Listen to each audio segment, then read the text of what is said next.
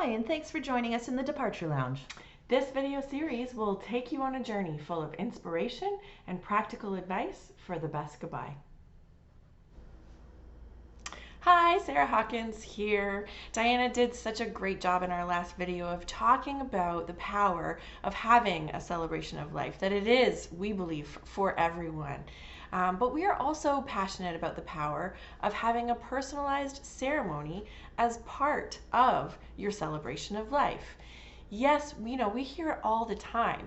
We just want to have a party. When I'm telling my kids when I die, just have a party. Yes, you can have a party, but there's something that's really powerful about having some kind of a formal portion of that time together as a community. I mean, think about it. If you go to a wedding, if there was no ceremony, if it was just a party, we all know we're here to celebrate, Joe and Susie's love, but there's no time where we say, guess what? We're here together. We've gathered here together to celebrate their love. If you think about a graduation ceremony, you're feeling so proud that your loved one is graduating high school or college or university or whatever it might be. Yes, you can have a party and celebrate that incredible milestone, that accomplishment that they've made. But there's something that's really, it just seems innate, an important part of having a ceremony where we watch them walk across the stage, where we hear speeches of acknowledging the hard work that our graduates have done. And we really believe that the same is the true for a celebration of life. We can have a party and we can acknowledge the stories and memories together. But really, there's power in having this ceremony, and there's three reasons that I want to highlight today that we believe is just really compelling for reasons for why we should have a ceremony as part of your celebration of life. So that is that we believe it's part of who we are as humans. Secondly, that there's power in hearing the stories collectively together as a community. And third, we see the ceremony as a critical first step in the healing journey.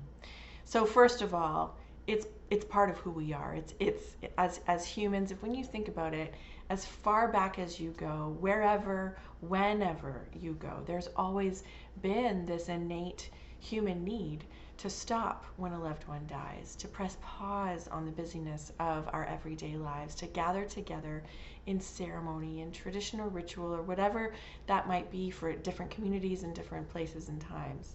But that's just part of who we are. This person lived and they mattered. Their death also matters and has impacted us, whether they lived for 5 minutes or whether they lived for 100 years. There's power in acknowledging that together as who we are as humans. Secondly, we really believe in the power of hearing those stories together, and that's what happens in a celebration of life ceremony. Where yes, we can have a party and the colleagues are together reminiscing about their memories of that person at work. The family is doing the same and friends as well, but they might be missing the other slices of who that person was. And so that's the power of a personalized storytelling ceremony, is that together we can hear who our loved one was with the different hats that they wore and the different perspectives. And even within family, we have different perspectives and memories of somebody because of the family relationship that we have that differs from another's. And then thirdly, there is real healing that happens we just see this as a critical first step in the grief journey when we have a personalized storytelling ceremony that yes is full of memories and stories. And people always say, as Diana mentioned, that I want to be remembered as I lived. And that's true. Their life is what's going to be reflected in the ceremony. But of course, as I mentioned, their death is also significant too.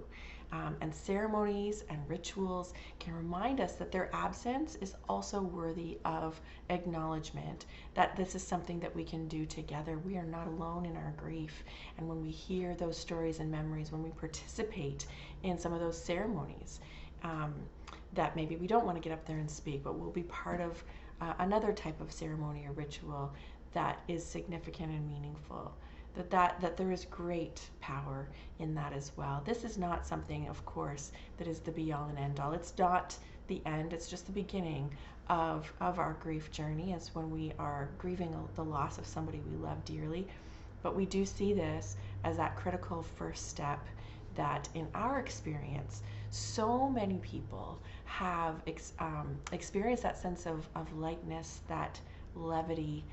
They really can exhale after that ceremony as they recognize that, my loved one's life has been acknowledged and honored, and strangely even uplifted now, having experienced that.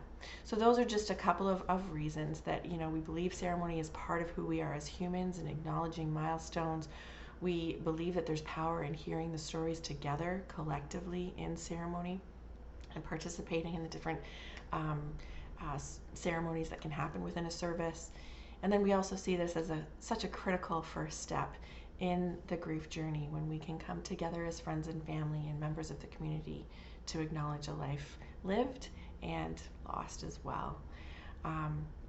We hope that this has been helpful for you. We here at Redbird are not just event planners, but we're also celebrants, ceremony specialists that really are so passionate about helping design customized services that can help you with this portion of your celebration of life as well.